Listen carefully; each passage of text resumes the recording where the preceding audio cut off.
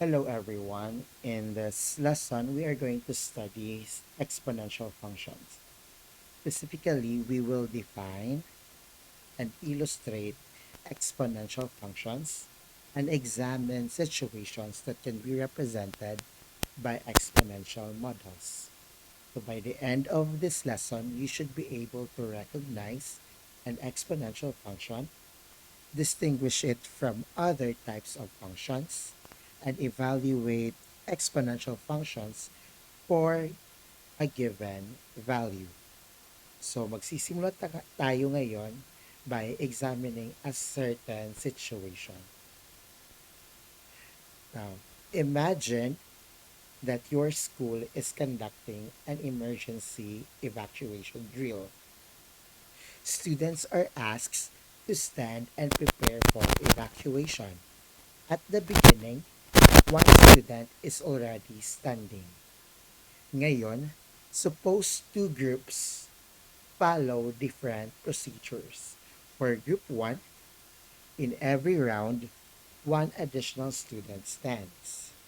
And for group 2, in every round, the number of standing students doubles because every standing student helps one seated student stand.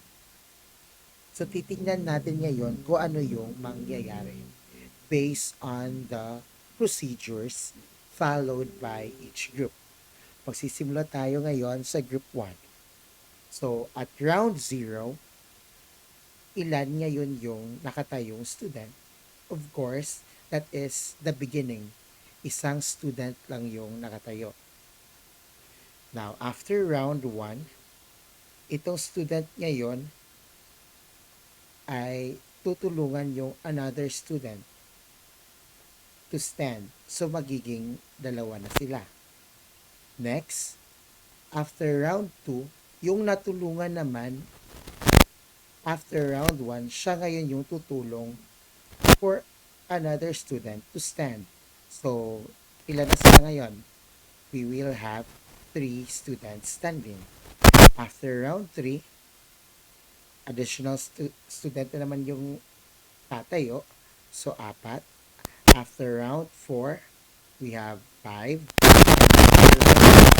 We have 6 and so on. So you can now see here the pattern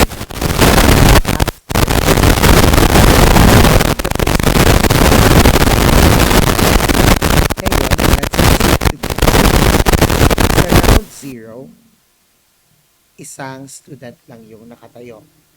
After round 1, itong student na to, tutulong siya ng isa pang student para makatayo. So, dalawa na sila.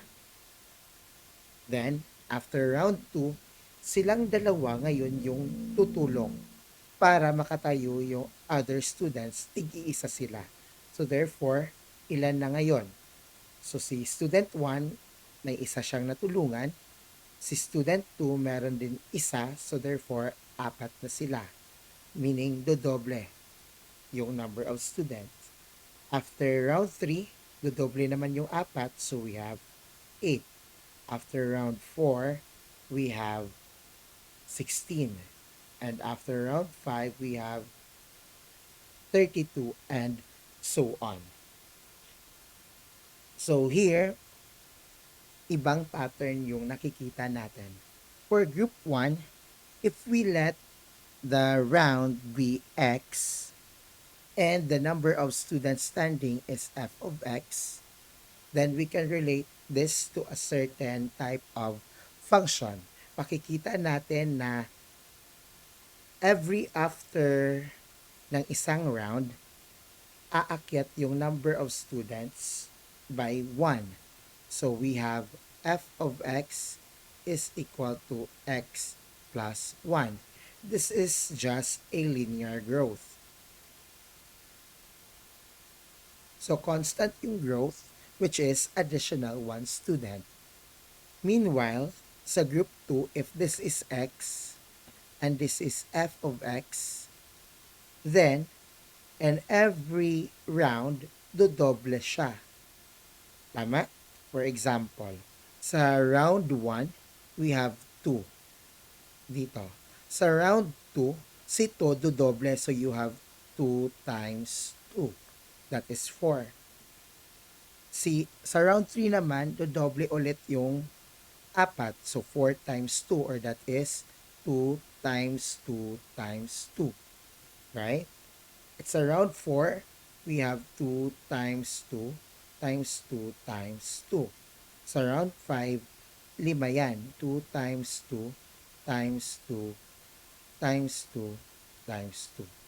Right?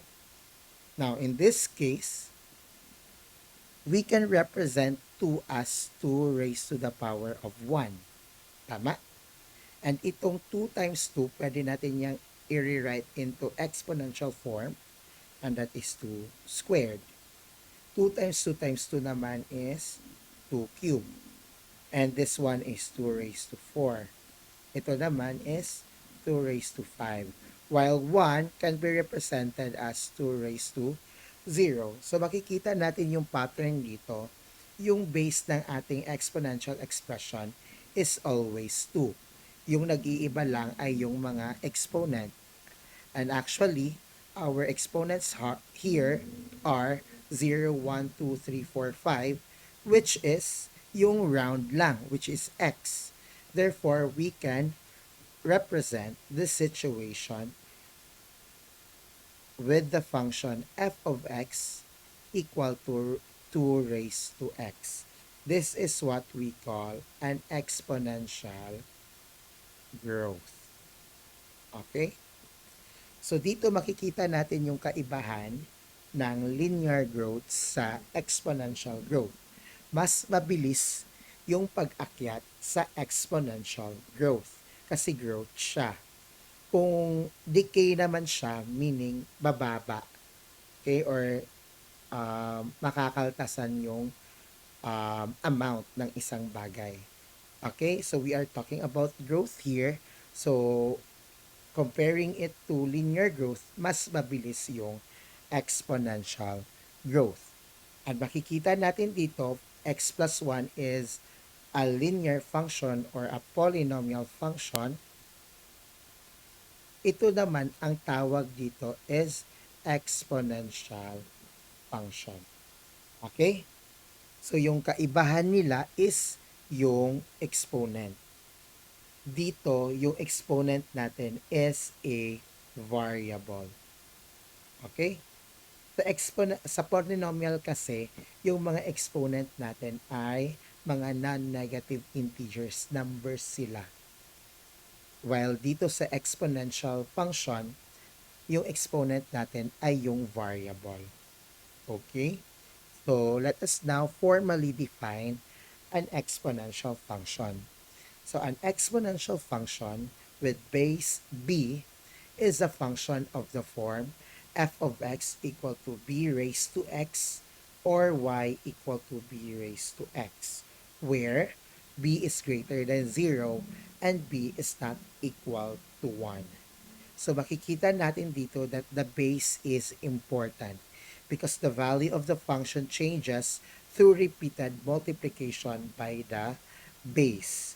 And may restriction yung base natin, it should be positive and not equal to 1.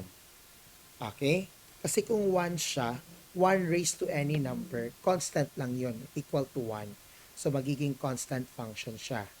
Okay? Pag negative naman siya, magiging alternating siya. So therefore, hindi siya magiging exponential function. Okay? So let's have an example here of exponential functions. So we have f of x equal to 3 raised to x. So makikita natin here that yung base natin is 3 and the exponent is x. Okay? We also have g of x equal to 1/2 raised to x. And we have y equal to e raised to x. E here is what we call the Euler number. Okay? Which is approximately equal to 2.718. Okay? So, titingnan natin yung mga examples natin. Lahat ng base natin ay positive, not equal to 1. And yung mga exponent natin ay mga variable. In this case, we have x. Again, the third example involves the Euler number, and that example is what we call, or that exponential function is what we call the natural exponential function. When we say, excuse me, natural exponential function, yung base niya is the Euler number E. Okay? Let's have another example. Ayan.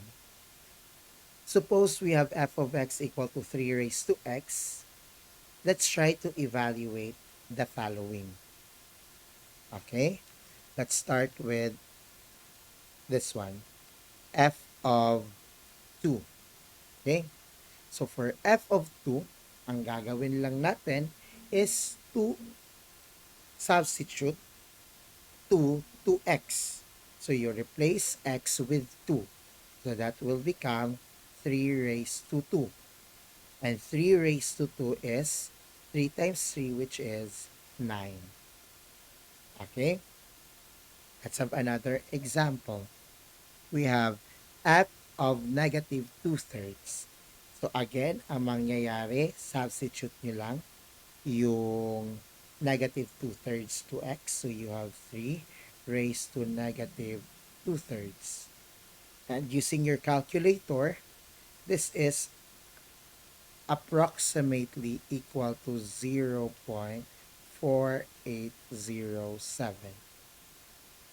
Okay? Next, we have f of pi. We know that pi is approximately equal to 3.14. This is equal to 3 raised to pi. And that is approximately, using your calculator, that is 31.544. And lastly, we have f of square root of 2. So again, ang gagawin lang is substitute square root of 2 to x. So you have 3 raised to square root of 2. And that is approximately equal to 4.7288. Okay? So that is how you evaluate an exponential function. Let us now move from mathematical expressions to real life situations. So for each situation here, we will determine whether it represents an exponential function or not. Okay? So let's start with number 1. Okay, so a water tank contains 100 liters of water. A pump adds 20 liters every minute until the tank is full. So para mas maintindihan natin ito, let's try to make a table of values for this situation para mas maintindihan natin siya. Suppose we have T be the time in minutes, and we have F of T be the volume in liters. Okay, so from that,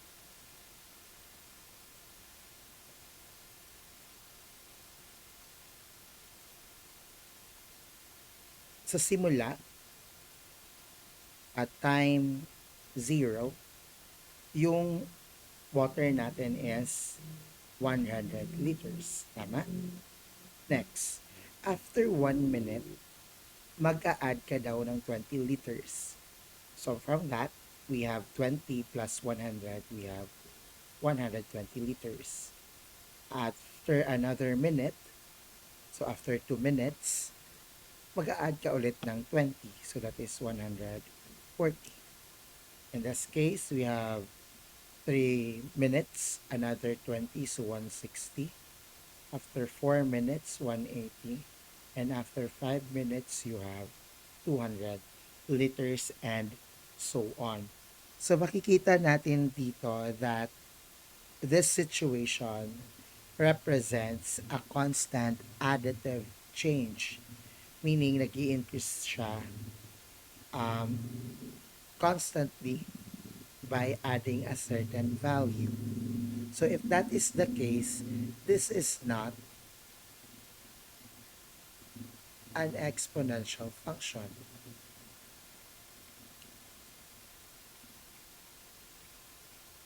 Okay? Kasi nga, yung growth niya is linear. This is actually a linear function. So if we want to represent this with a function, makikita natin that the common difference is 20. Okay? So from that, um, if we will try to solve this using an arithmetic sequence, we have a sub n is equal to a sub 1 plus n minus 1 times d. Okay? So using um, the first term, which is 120, kasi nga first term kn is 1. So meaning yung first term natin si 120 at ang ating pagbabasihan, hindi yung 100. Okay? Ito ay based sa sequence. Okay? So 120 plus n minus 1 times 20. Then simplifying that one, that is just 20n plus 100. Tama? Okay, so therefore, balikan natin yung ating table of values. We will have f of t is equal to 20n, 20t, because our variable is t, not n. 20t plus 100. So you can see that this is linear. Okay? Ayan. So try to substitute. When t is 0, 20 times 0 plus 100 is 100. 1 times 20 is 20 plus 100 is 120. 2 times 20 is 40 plus 100, 140, and so on. Okay? Let's have another example. A laboratory culture initially contains 500 bacteria. Under favorable conditions, the number of bacteria doubles every 2 hours. So if we will represent that through table of values, suppose T is the time in hours and F of T be the number of bacteria. So therefore, we have at time 0 hour, initially, our bacteria is 500.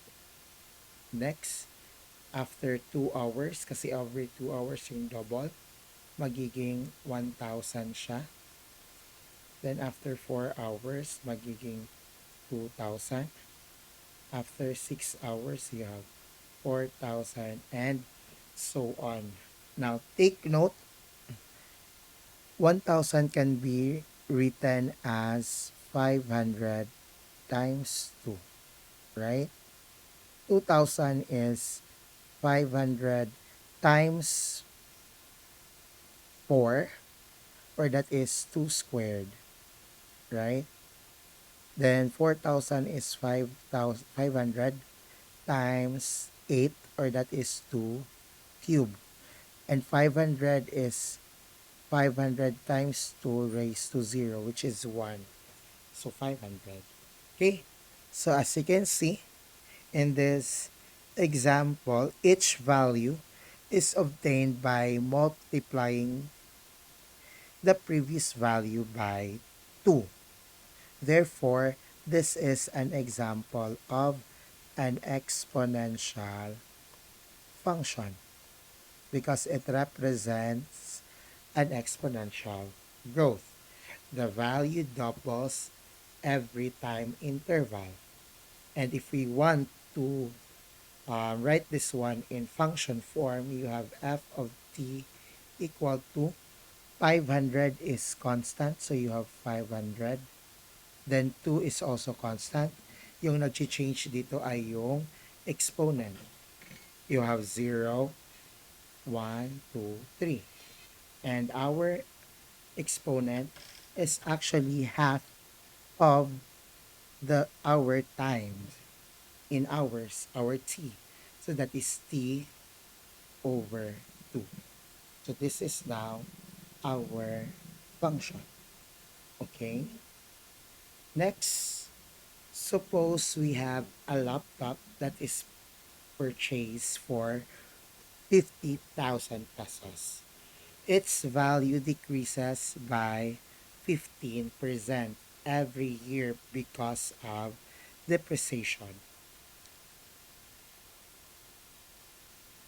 So a decrease of 15% means that 85% of the previous value remains.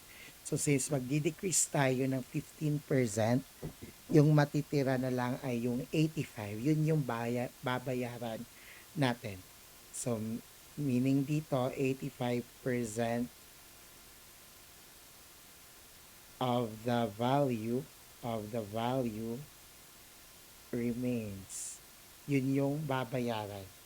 So if you're going to represent this through table of values, t is in year and um, f of t is the price, okay, of the laptop. So we have at time 0, we have 50,000. After 1 year, that is 50,000 times 85%, or that is 0.85, right? Okay, so just compute the value in your calculator and you will get the approximate value for that. Okay, so kayo na lang yung mag-substitute. After 2 years, itong value na to magdi-depreciate again. And again, 15% yung mababawas. So 85 ulit yung um, value na babayaran. So 85% of this one. So that is 50,000 times 0.85, which is ito, times 85% ulit. Okay? Kasi nga magdi-depreciate ito. After 3 years, ito naman yung mag-depreciate. So that is 50,000 times 0.85 times 0.85, then another 0.85. So we can now see the pattern here. So this is, again, yung changes ay doon sa 0.85. So we can represent this one as 50,000 times 0.85 raised to 2.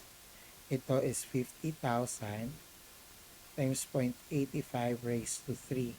And ito, 50,000 times 0.85 raised to 0, which is 1.